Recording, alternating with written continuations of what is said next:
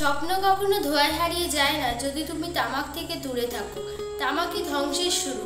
বর্তমানে হাজার হাজার ছাত্র তরুণ তামাকের ফাঁদে পড়ে হারিয়ে যাচ্ছে অন্ধকারে।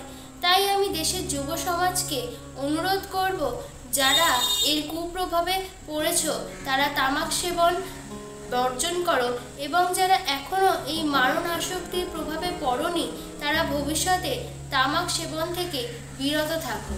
আমাদের ভবিষ্যৎ প্রজন্মকে একটা সুস্থ সুন্দর পৃথিবী উপহার দিতে আসুন আমরা সকলে একসাথে শপথ গ্রহণ করি, তামাক ছাড়ুন, জীবন বাঁচান আপনার প্রিয়জনের।